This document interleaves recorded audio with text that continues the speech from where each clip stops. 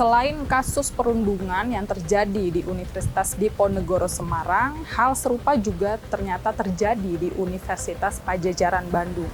Pada bulan Agustus, Universitas Padjadjaran memberikan sanksi kepada 10 dokter dari Departemen Bedah Syaraf di Rumah Sakit Hasan Sadikin Bandung.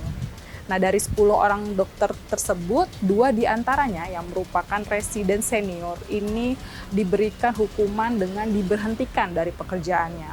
Selain itu, ada juga 1 orang dokter pengajar yang diberikan sanksi berat. Tidak bisa ditutup-tutupi lagi, praktek perundungan jelas-jelas nyata adanya. Praktek ini terjadi di beberapa universitas dan rumah sakit vertikal Kemenkes sejak lama. Juni lalu, Universitas Padjadjaran memberikan sanksi kepada 10 peserta senior PPDS yang melakukan perundungan terhadap peserta junior PPDS. Praktek perundungan terjadi di Rumah Sakit Vertikal Pendidikan Kemenkes di Rumah Sakit Hasan Sadikin, Bandung. Dari tahun 2022 kita bentuk Komisi Anti Bullying. Karena saya dari awal itu sudah mendeklar bullying ini harus berantas. Sehingga kita sudah membentuk anti-bullying sebelum keluar rame-rame gitu kan. Tapi ternyata masih terjadi kan. Artinya sekarang kita dengan tindak tegas pelaku ini ya.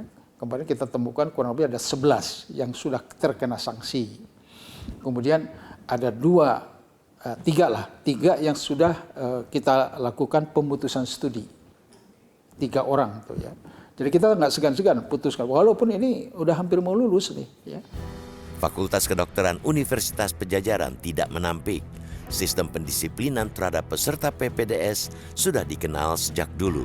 Namun kini praktiknya sudah bergeser jauh ke tindak perundungan dan kriminalitas. Perundungan menjadi praktek turun-temurun sebuah lingkaran setan yang tak berujung. Kalau yang dulu, kita masih menganggap bahwa ini satu tempaan untuk disiplin dan etik dari senior terhadap pengelolaan pasien dan sebagainya. Nah, tapi yang kesini sudah agak berkonotasi jelek ya. Artinya ada kesan seolah seperti balas dendam. Artinya ini yang harus kita berantas habis ya, termasuk di Unpad. Saya yakin di beberapa tempat ya buktinya misalkan walaupun kita nggak tahu di Undip ya terjadi seperti itu gitu ya. Mungkin di tempat lain juga ada. Maka kita sama-sama ya, sebagai dekan Fakultas Kedokteran se-Indonesia sudah memikirkan ini ya supaya memberantas ya.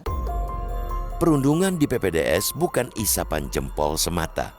Sejak 20 Juli 2023, Menteri Kesehatan mengeluarkan instruksi tentang pencegahan dan penanganan perundungan terhadap peserta didik pada rumah sakit pendidikan di lingkungan Kementerian Kesehatan.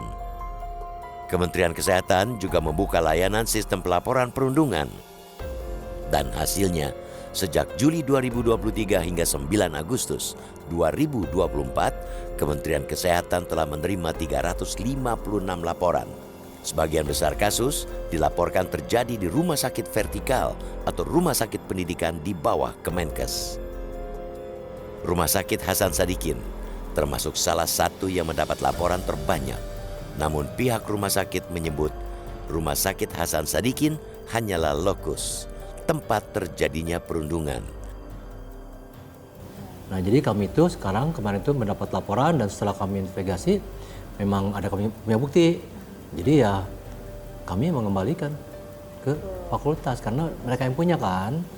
Dan kami di sini berhak karena kami yang punya izin di sini. Yang mereka berpraktek itu atas izin saya.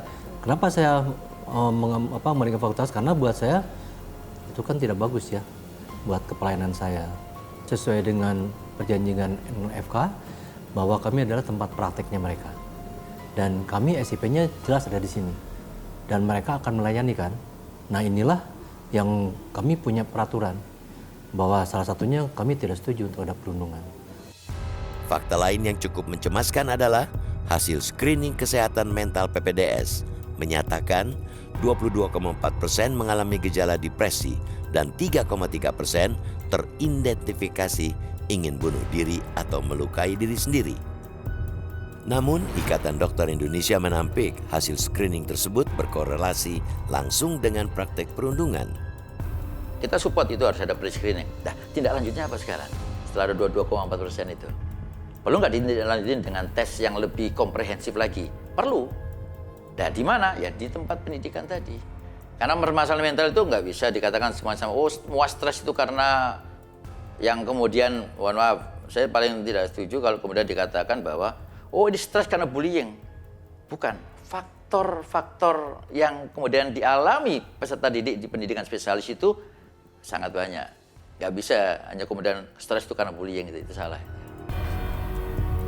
Beban residen mengikuti pendidikan dokter spesialis diduga turut memicu tekanan mental yang tinggi. Selama PPDS, residen juga kerap menjalani jam kerja cukup panjang. Bila kondisinya terus berlanjut, ditambah dengan budaya senioritas yang kental dan rawan perundungan, bukannya tidak mungkin angka depresi calon dokter spesialis bakal melesat tinggi.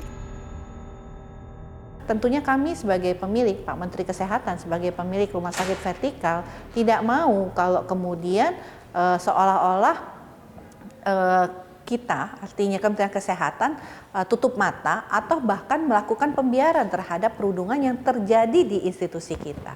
Oleh karena itulah kita bertekad tahun lalu itu membuka hotline ya, karena kita tahu satu bahwa walaupun mengalami perundungan orang takut untuk melaporkan. Makanya melalui hotline tersebut yang awalnya mungkin hanya 1-2 kasus, perlu waktu untuk membangun kepercayaan bagi mereka yang pernah mengalami perundungan untuk dipastikan bahwa kalau mereka mengadu ditindaklanjuti, betul-betul menemukan siapa yang memberikan perundungan dan memberikan sanksi terutama sehingga efek jera itu terjadi.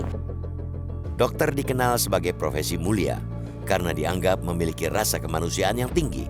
Namun sangat disayangkan, kepercayaan publik runtuh gara-gara praktek perundungan yang semena-mena dari segelintir peserta dan tenaga medis.